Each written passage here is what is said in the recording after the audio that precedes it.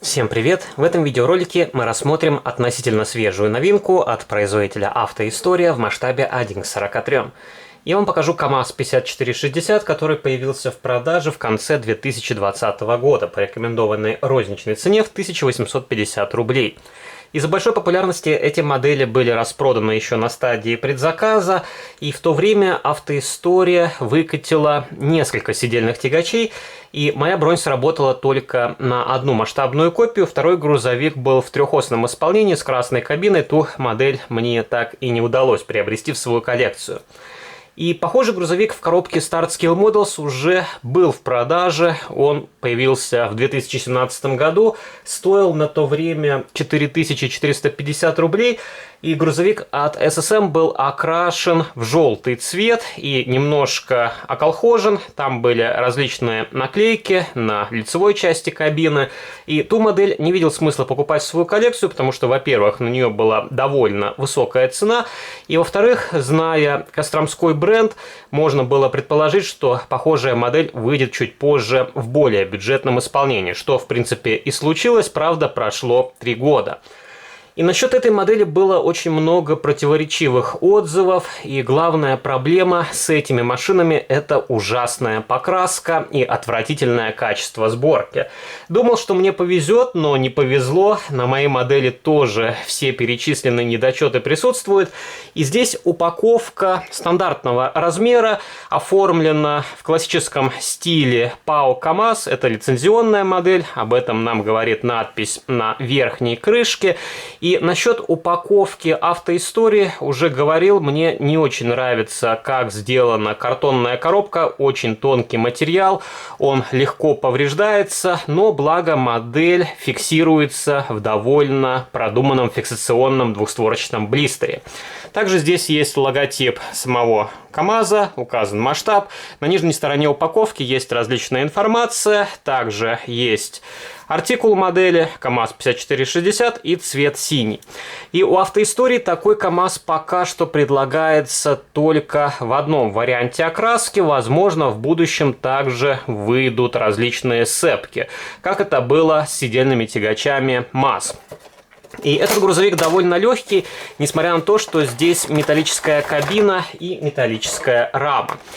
И то, как спроектирована сама модель, мне очень нравится. Вообще, если говорить о современных сидельных тягачах, не только отечественного производства, но и импортной техники, Madimio Engineering разрабатывает, например, модели для Premium Classics, то здесь довольно хорошее, продуманное изделие, но, повторюсь, все портит отвратительная покраска и сборка.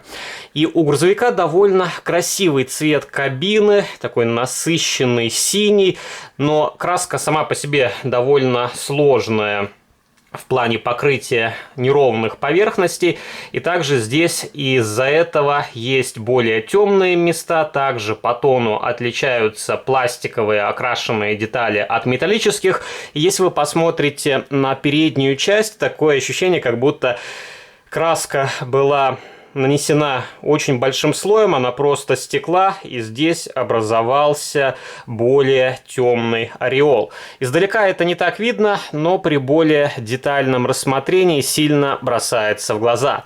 И также на моей масштабной копии немножко повреждена решетка радиатора.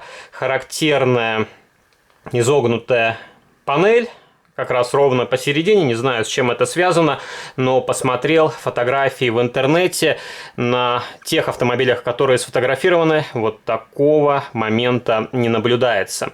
Здесь пластиковые дворники, окрашенные в массе, и, конечно, детали из фототравления, возможно, выглядели бы более привлекательно, но не всегда тоненькие металлические детали хорошо передают образ настоящего элемента, и в этом плане пластиковые детали, на мой взгляд, здесь смотрятся вполне уместно. Также присутствуют зеркала заднего вида. С правой стороны есть дополнительное зеркало на верхней части двери. Дверные ручки у машины сделаны отдельными элементами из черного пластика. Также есть шильдик 5460. Установлены поворотники на боковых обтекателях, а вот катафот почему-то здесь просто обозначили тампо-печатью. Эту деталь тоже смело можно было сделать в виде пластикового прозрачного элемента. Здесь черный неокрашенный салон. При желании можно попытаться разобрать модель и окрасить салон самостоятельно, но хотел разобрать кабину, чтобы посмотреть, как она сделана внутри, и не стал ее разбирать, потому что здесь все обильно пролито клеем. И довольно хрупкая конструкция, и поэтому свою модель я оставлю в таком первозданном виде. Хорошо проработан моторный отсек, присутствует рукоятка переключения коробки передач, также турбокомпрессор. Он, как и глушитель, окрашен серебристой краской. Есть короб воздушного фильтра, на задней стенке присутствует воздуховод. И у этого грузовика также довольно хорошо сделана ходовая часть.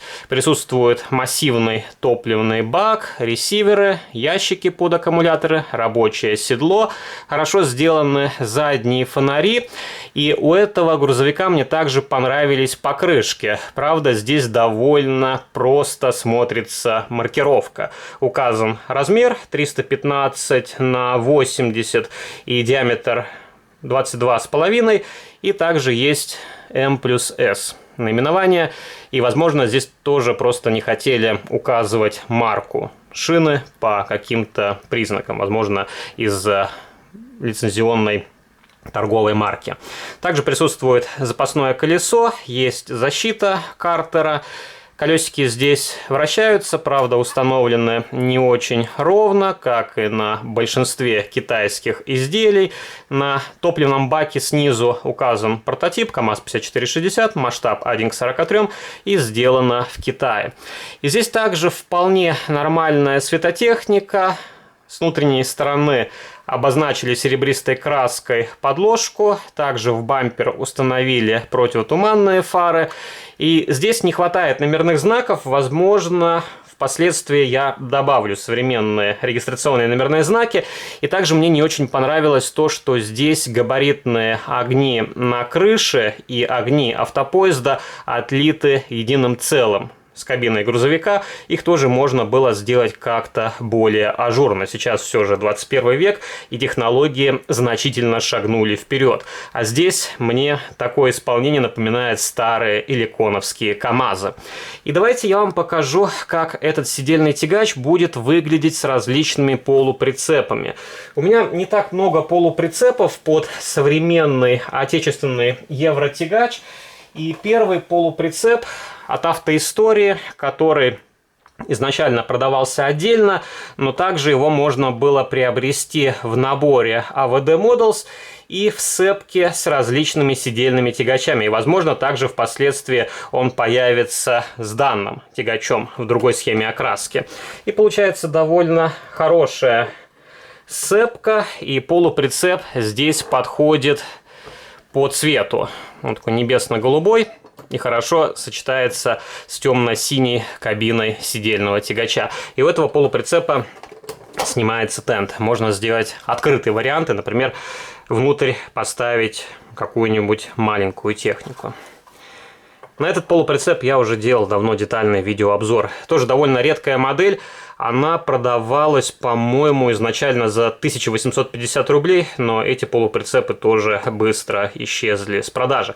Хотя интересное наблюдение, когда этот полуприцеп выходил с сцепки с современным сидельным тягачом МАЗ, и полуприцеп был окрашен в темно-зеленый цвет. Его можно было взять за более адекватную цену, чем такую модель первоначально в отдельном виде. И покажу вам еще два полуприцепа. Еще один бортовой, только двухосный. Здесь более темный цвет бортов. И вот этот полуприцеп, на мой взгляд, наиболее подходящий под дальний сидельный тягач, просто из-за того, что здесь похожи оттенки темно-синего. Ну, тоже получается симпатичный автопоезд. У этого полуприцепа, как и у предыдущего, также съемный тент. Можно сюда что-то загрузить. И покажу вам последний вариант. Это самосвальный полуприцеп, тоже от Автоистории.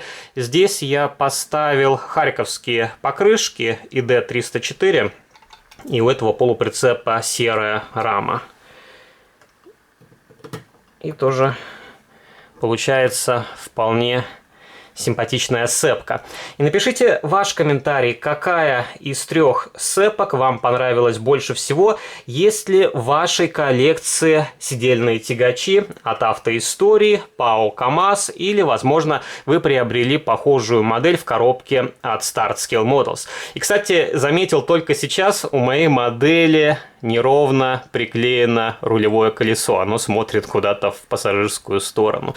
Но вот такое не очень хорошее качество сборки. Отличная задумка, но исполнение, как всегда.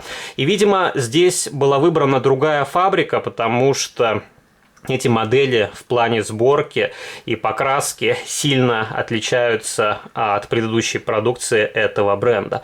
Не забывайте заглядывать на мой второй канал, там тоже выкладываются интересные видеоролики. Жмите на колокольчик, чтобы не пропустить уведомления о выходе новых видео на этом канале.